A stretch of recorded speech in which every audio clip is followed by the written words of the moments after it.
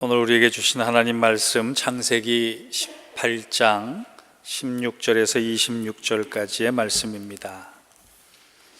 제가 받들어서 읽겠습니다. 그 사람들이 거기서 일어나서 소돔으로 향하고 아브라함은 그들을 전성하러 하나님께 나가니라. 여호와께서 이르시되 내가 하려는 것을 아브라함에게 숨기겠느냐. 아브라함은 강대한 나라가 되고 천하 만민은 그로 말미암아 복을 받게 될 것이 아니냐. 내가 그로 그 자식과 권속에게 명하여 여호와의 도를 지켜 의와 공도를 행하게 하려고 그를 택하였나니 이는 나 여호와가 아브라함에 대하여 말한 일을 이루려 함이니라. 여호와께서 또 이르시되 소돔과 고모라에 대한 부르짖음이 크고 그 죄악이 심히 무거우니 내가 이제 내려가서 그 모든 행한 것이 과연 내게 들린 부르짖음과 같은지 그렇지 않은지 내가 보고 알려 하노라. 그 사람들이 거기서 떠나 소돔으로 향하여 가고 아브라함은 여호와 앞에 그대로 섰더니 아브라함이 가까이 나와 이르되 주께서 의인을 악인과 함께 멸하려 하시나이까. 그 성중에 의인 50명이 있을지라도 주께서 그것을 멸하시고 그 50인을 위하여 용서하지 아니하시리이까. 주께서 이와 같이 하사 의인을 악인과 함께 죽이심은 부당하오며 의인과 악인을 같이 하심도 부당하니이다. 세상을 심판하시는 이가 정의를 행하실 것이니 아니니이까. 여호와께서 이르시되 내가 만일 소돔 성읍 가운데서 의인 50명을 찾으면 그들을 위하여 온 지역을 용서하리라. 아멘. 감사합니다. 여러분, 제가 여기 달고 있는 게 뭐죠? 이름표입니다. 네. 혹시 여러분 들어오시면서 다 받으신 걸로 아는데 아직 안 다신 분들 있으면 지금 좀 다세요. 올해부터는 매월 첫째 주일날 이름표 다는 주일로 정해서 이렇게 좀 교제를 나누는 데 도움을 받도록 하겠습니다. 왜냐하면 1년을 같이 다녔는데 이름을 모르시는 분들이 계시더라고요. 그래서 안 되겠다 싶어서 매월 첫째, 올해는 둘째 주일인데 지난 주일은 너무 행사가 많아서 올해는 그냥 둘째 주일로 1월 달에는 했습니다. 자, 옆 사람 보시면서 참 이름이 좋으시네요. 한번 인사하시기 바랍니다. 이왕 인사한 김에 이름도 좋고 인물도 좋으시네요. 한번 인사하세요.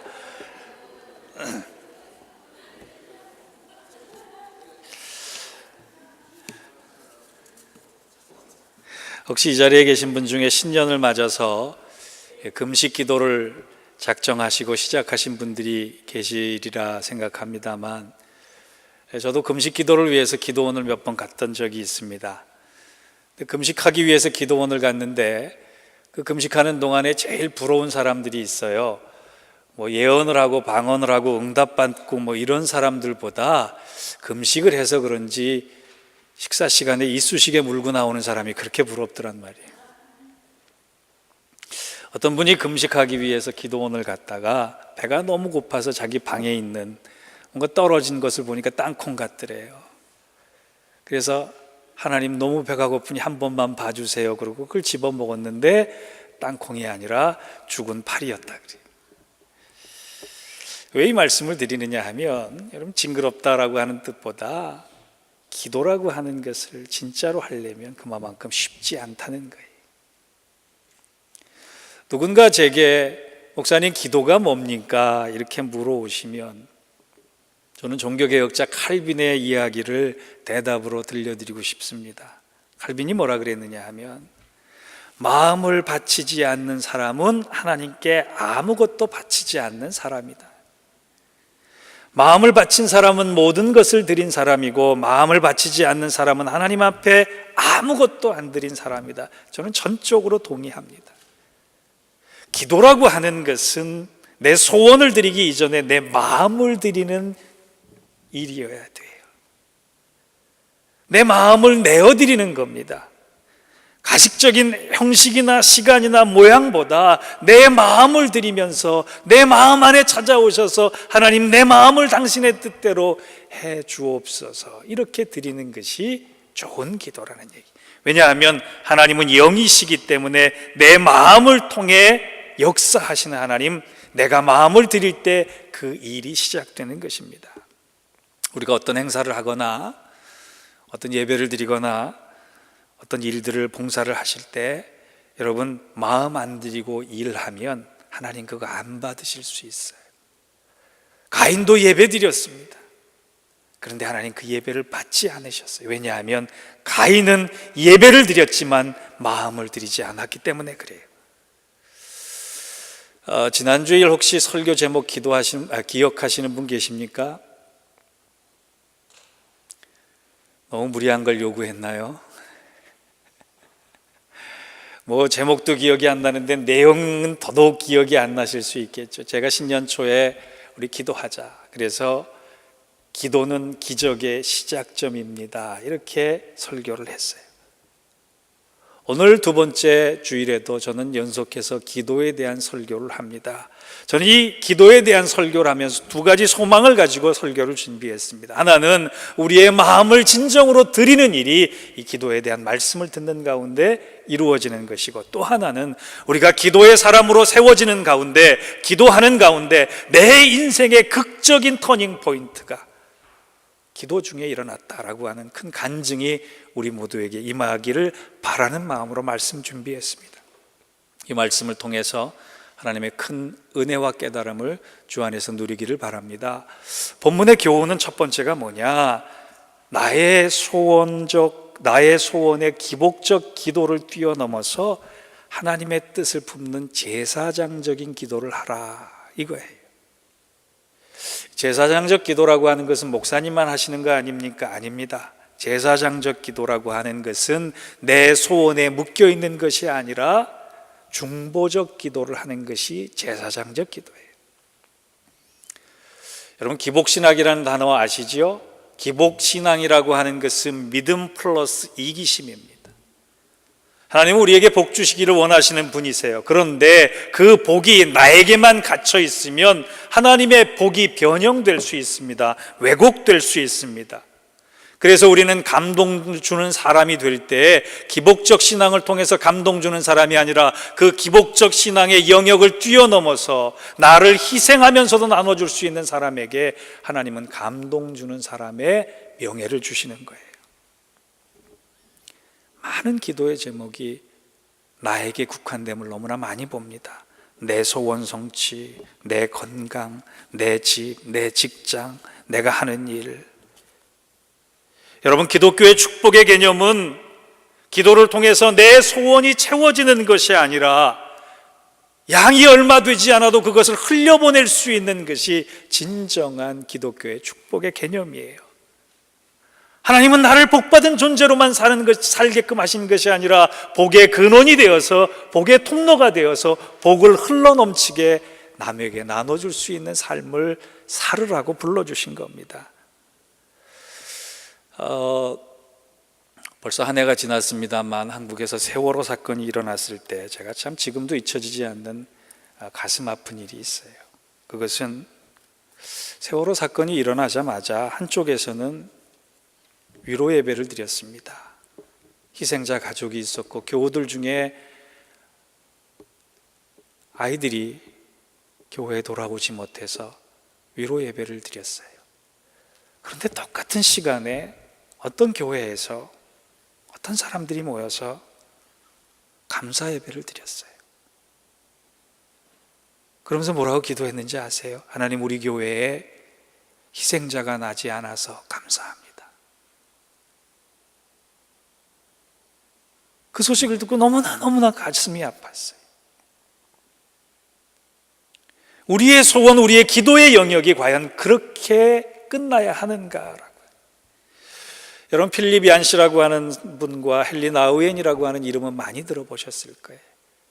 그런데 그만큼 영향력 있는 기독교 사상가 중에 프레드릭 부흐너라고 하는 독일 목사님이 계세요. 이분은 10살 때 자기 집의 차고에서 아버지가 뒤에 그 배기통에서 호수를 끼워서 자기 차에 넣고 차고 안에서 자살하는 장면을 목격했던 사람이에요. 아버지가 자기 눈앞에서 인생의 어려움을 극복하지 못하고 자살하는 장면을 10살 때 보고 40년 동안 그 상처와 트라우마 때문에 너무나 힘들게 살았던 사람이에요. 40년 동안 기도했습니다. 하나님, 내 이 상처 극복하게 해달라고. 40년 동안 자기의 기도의 영역은 자기 안에만 있었어요. 내가 가지고 있는 아픔, 내가 가지고 있는 상처를 좀 해결해 달라고 하나님 앞에 했었어요. 그러던 중 40년 만에 자기 영적 싸움에 종지부를 찍어야겠다 생각하고 아버지가 자살한 그곳으로 갑니다. 그곳에 가서 하나님 앞에 기도합니다. 하나님, 이제 내가 이 상황을 넘어가게 해 주옵소서. 40년 만에 자기에게 가장 깊은 상처를 줬던 그 장소에서 이 프레드릭 부너가 하나님을 만납니다. 그리고 나서 그의 학술을 더해서 지은 책이 이름이 은혜의 알파벳이라는 책이에요. 거기에 아주 중요한 용어가 하나 등장을 하는데, 그것이 무슨 용어냐? 소원 중심적 기도에서 은혜 중심적 기도로 가지 않으면 우리 안에 있는 상처를 극복해낼 수가 없다라고 하는 거예요. 이 사람의 40년 소원은 그거였어요. 내가 상처를 넘어가게 해달라고. 그런데 하나님을 만나고 나서 자기 소원을 뛰어넘어 작은 은혜라도 내가 나눌 수 있는 사람이 되게 해달라고 기도할 때 그의 마음속에 온 것은 소원이 아니라 은혜라고 하는 거예요. 여러분, 우리가 얼마나 우리 소원에 갇혀서 사는 사람들인지 몰라요. 그런데 이 소원에 한 가지 단점이 있습니다. 소원을 가진 건 나쁜 것 아니에요. 소원을 가지고 기도하는 거 틀린 것 아니에요. 그런데 한 가지 잘못된 것이 있는데, 내 소원 안에 하나님을 가두게 되는 일이 생긴단 말이에요. 하나님은 더 큰 일을 행하시려고 해도 내 소원 안에 갇혀서 못 하시려고 할 때가 있단 말이에요. 예를 들어서 제가 병이 들었어요. 원치 않는 질병이 들었어요. 저는 당연히 병 낫기를 위해서 기도할 것입니다. 그건 소원이에요. 그런데 은혜를 구한다 그러면 어떻게 기도가 나와야 되느냐? 하나님, 이 병을 통해서 저에게 무슨 말씀을 하고 계십니까? 하나님, 이 병을 통해서 저를 통해 이루시고자 하는 하나님의 뜻이 뭡니까? 하나님, 이 병이 치유되는 과정 속에서 내가 낫는 것이 아니라 아파하는, 함께 낫는 사람이 되기를 하나님께서 허락해 주옵소서. 이런 기도가 소원에서 은혜로 가는 기도란 말이에요. 내 욕심만을 채우기 위해서는, 그런 기도를 통해서는 세상을 살릴 수 없습니다. 교회를 살릴 수 없습니다. 가정을 살릴 수 없습니다. 이기심 안에 갇혀 있을 때 하나님의 뜻은 이루어질 수 없습니다. 오늘 본문에는 그 영역을 뛰어넘는 아주 좋은 스토리가 나와요. 창세기 17장을 보면 하나님께서 아브라함을 부르십니다. 그의 나이 75세에 아브라함을 부르셔서 내가 너로 큰 민족을 이루게 하리라 약속을 주셔요. 그런데 생각해 보세요. 하나님께서 약속을 주셨으면 그 다음 해쯤에는 일어나야 될 일이 아닙니까? 매해 아들을 100명씩 낳아도 큰 민족을 이룰까 말까 하는데, 하나님께서 약속을 주셨는데 그 약속이 이루어지기까지 99세에 잉태해서 100세에 이삭이라고 하는 아들을 낳기까지 무려 25년의 시간이 걸리는데, 그 25년 사이의 일이 오늘 창세기 18장과 19장에 기록되어 있단 말이에요. 그런데 18장과 19장에 하나님의 약속이 이루어지기까지 아브라함이 튼튼해지기 위해서 짐에 가서 운동했다, 마라톤 달리기를 해서 건강을 채웠다, 그런 얘기 없습니다. 18장 전반부에 낯선 세 사람이 찾아옵니다. 세 사람이 찾아와서 나그네의 모습으로 찾아온 사람은 천사들입니다. 아브라함은 천사들인지를 모르고 극진히 대접했을 때 이 대접받은 천사들이 이런 얘기를 해줘요. 내년 이맘때 너의 아들을 얻을 수 있을 것이다.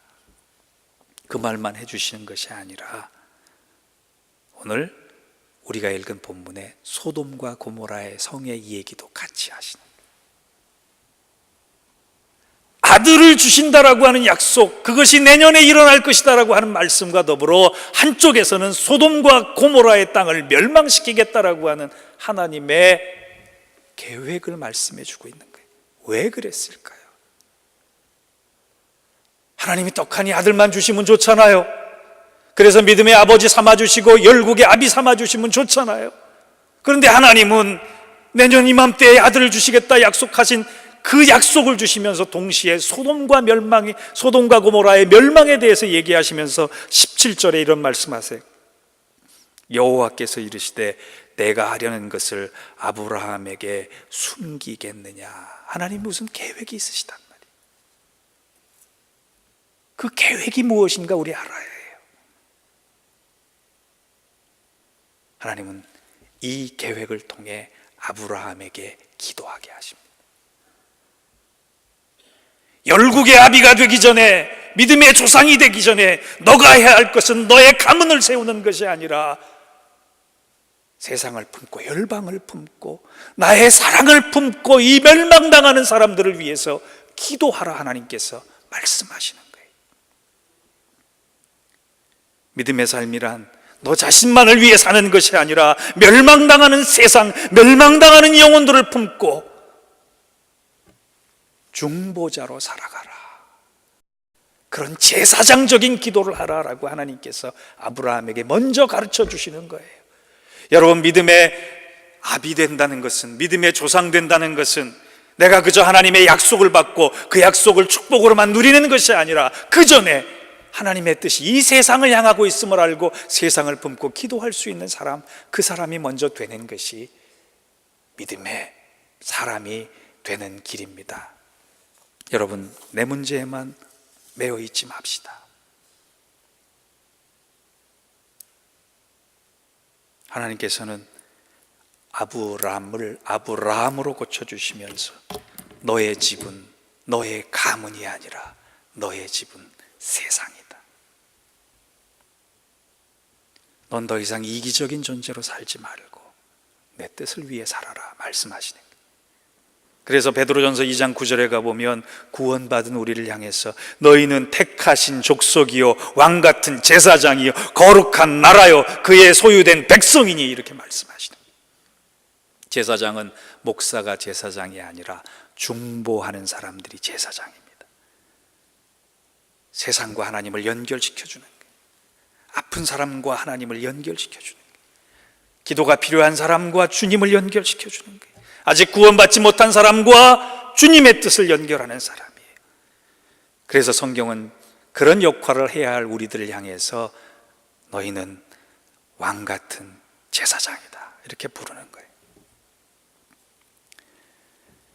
윌리엄 캐리가 근대 선교의 아버지라고 불림받을 때에는 개인의 고생과 능력도 있었지만 은사도 있었지만 42년 동안 인도에서 선교하면서 45개의 인도 방언으로 성경을 번역할 때 얼마나 죽을 고생을 했는지 몰라요.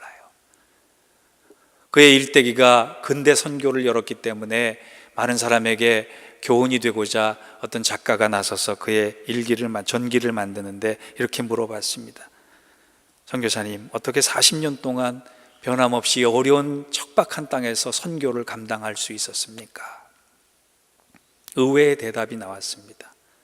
하나님이 함께 하신 것과는 물론 제게는 누이 한 사람이 있는데 제 누이는 움직일 수 없어서 평생 침상에만 누워있는 사람입니다.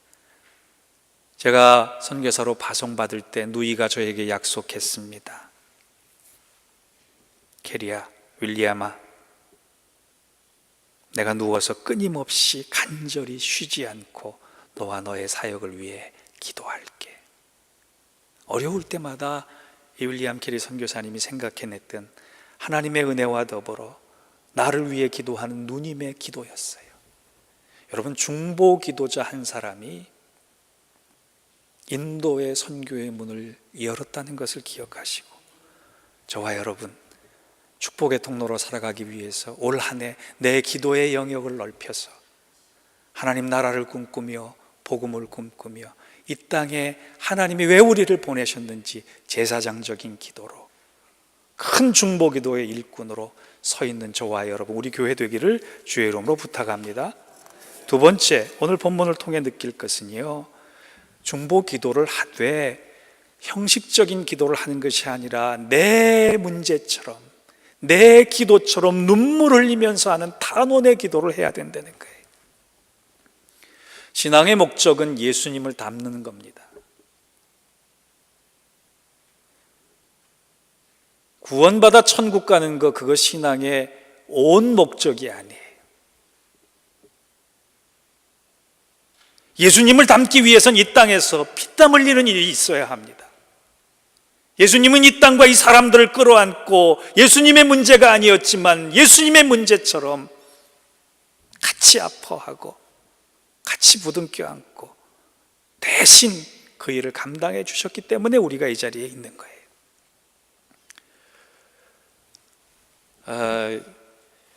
저도 이제 설교한 지 꽤 돼서 이 청중을 보면 대략 분위기 파악이 됩니다.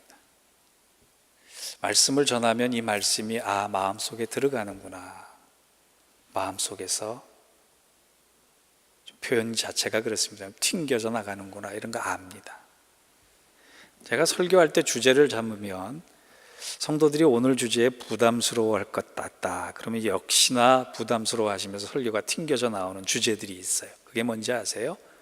사랑에 대한 얘기하면 튕겨져 나올 때 많습니다. 용서에 대한 설교하면 튕겨져 나올 때 많습니다. 화해에 대한 설교할 때 튕겨져 나와요. 기도에 대한 설교, 전도에 대한 설교할 때도 튕겨져 나와요. 근데 아까지 한 번도 검증 안 해본 게 있어요. 헌금에 대한 설교 안 하잖아요. 헌금 설교하면 그것이 들어갈지 튕겨져 나올지 그건 아직 모르겠어요. 어느 목사님이 새해 맞아서 교회에서 성도 여러분, 우리가 이런 신앙의 자리에 머무르는 것이 아니라 우리 앉아있지 말고 일어나서 달려갑시다. 그랬더니 성도들이 아멘 하고 박수 쳤습니다. 여러분, 일어나지만 말고 이제 우리 교회 뛰어갑시다. 그랬더니 성도들이 또 박수 치면서 아멘 했습니다. 여러분, 뛰어만 가지 말고 날아갑시다. 그랬더니 성도들이 온 힘을 다해서 일어나서 아멘 할렐루야 화답하면서 목사님의 말에 화답했어요. 목사님이 신이 나서 여러분, 우리가 날아가기 위해선 그래서 헌금도 해야 하고 헌신도 해야 합니다. 그랬더니 갑자기 얼음장처럼 쫙 분위기가 깔아앉더니 두 손을 들고 있던 장로님 한 분이 그랬대. 목사님, 다시 앉으면 안 됩니까? 그랬더니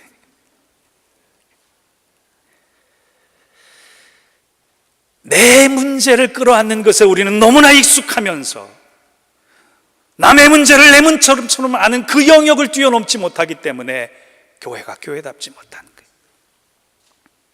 주님의 눈물이 있는 곳에 우리 눈물이 있어야 합니다. 주님의 시선이 있는 곳에 우리의 시선이 있어야 합니다. 주님의 손길 가는 곳에 우리의 손길이 가야 합니다. 저는 우리 교회가 나라는 영역을 뛰어넘어서 비판자보다 중보자가 세워지는 그런 교회 되기를 주의 이름으로 축원합니다. 창세기 18장 오늘 본문의 23절과 24절을 보세요. 아브라함이 가까이 나아가 이르되 주께서 의인을 악인과 함께 멸하려 하시나이까 그 성중에 의인 50명이 있을지라도 주께서 그것을 멸하시고 그 50 의인을 위하여 용서하지 아니하시리이까.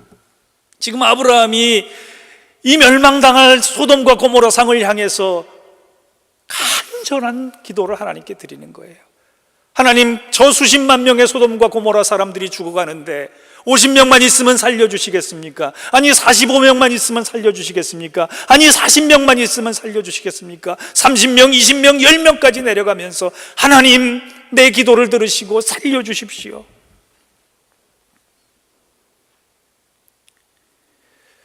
어떤 초등학생이 일기를 썼는데요, 이렇게 썼대요. 오늘은 지각을 했다. 그래서 선생님한테 혼났다. 다음부터는 선생님한테 혼나지 않기 위해서 결석을 해버려야겠다. 그래서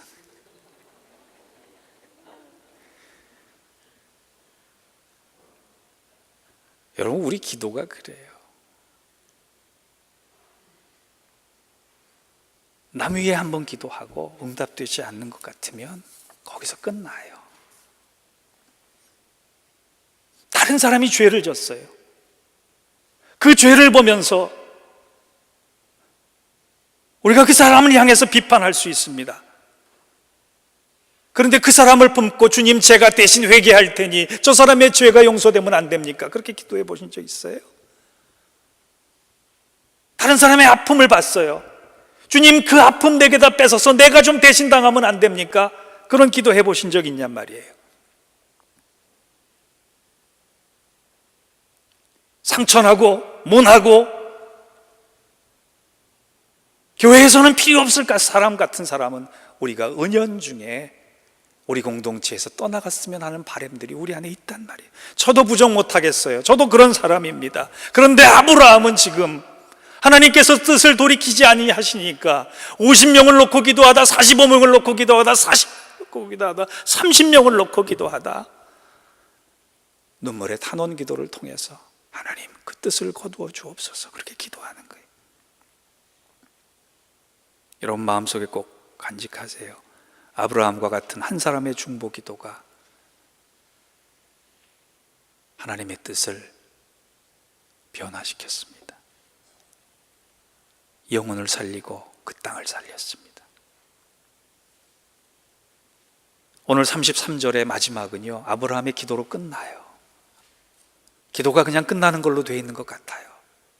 그런데 19장 29절에 가보면 하나님께서 뭐라고 말씀하시느냐, 하나님이 그 지역의 성을 멸하실 때, 곧 롯이 거주하는 성을 엎으실 때 하나님이 아브라함을 생각하사 롯을 그 엎으시는 중에 내보내셨더라. 아브라함의 기도를 듣고 하나님께서 아브라함을 생각하셨단 말이에요. 그리고 나서 다 멸망한 그 땅에 롯 한 사람을 구해내서 롯과 소알 성을 구원해 내시기로 작정하셨단 말이에요. 여러분, 우리가 중보기도제에서 누군가를 위해서 기도할 때 하나님의 계획이 사랑 안에서 바뀝니다. 더 넓어지고 더 깊어집니다. 하나님은 그걸 원하시는 거예요. 저는 부러운 교회가 있습니다. 아니, 우리가 부러워해야 될 교회가 있습니다. 어떤 교회냐? 좋은 건물, 큰 예산, 많은 사람 아닙니다. 세상을 품고 열방을 품고 교우들을 품고 중보기도가 왕성하게 일어나는 교회, 우리가 부러워할 교회임을 믿습니다.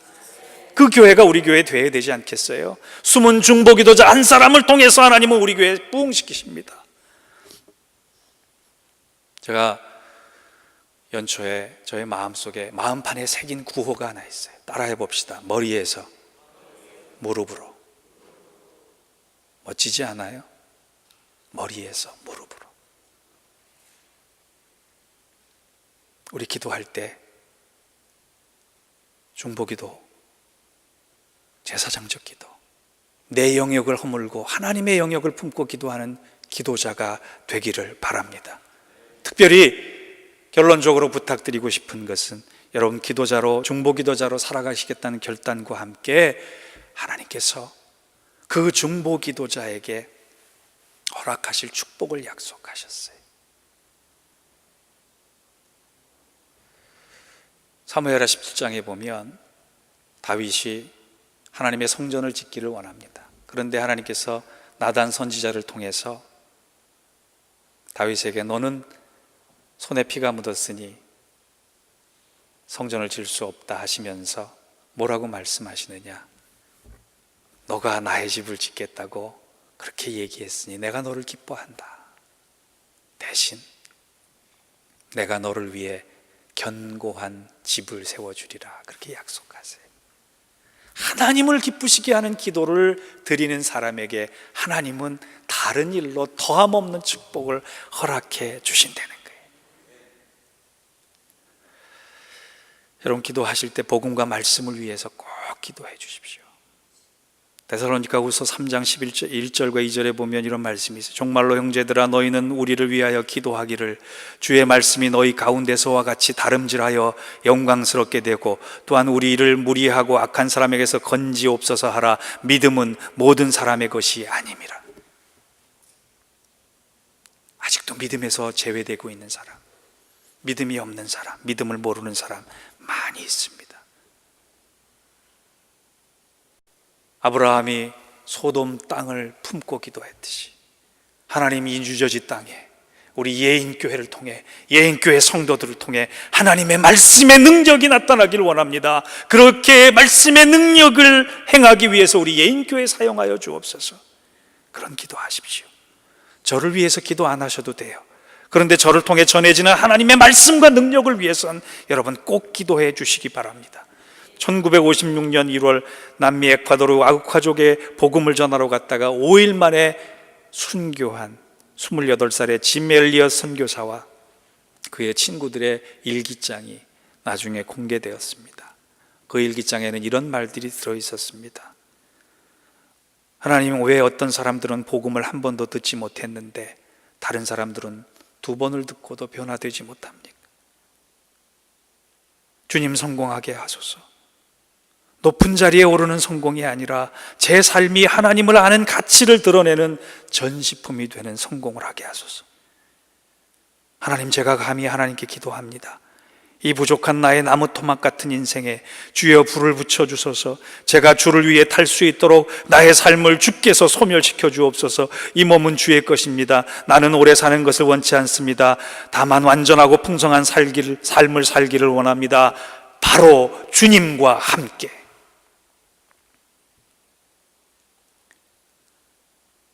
우리 2015년 우리 예인교회가 기도 위에 세워지는 교회, 복음 위에 세워지는 교회, 성령의 역사 가운데 세워지는 교회가 되기 위해 이제 제2기 사역이 시작되는 이 중요한 시기에 우리 모두 중보기도자가 됩시다.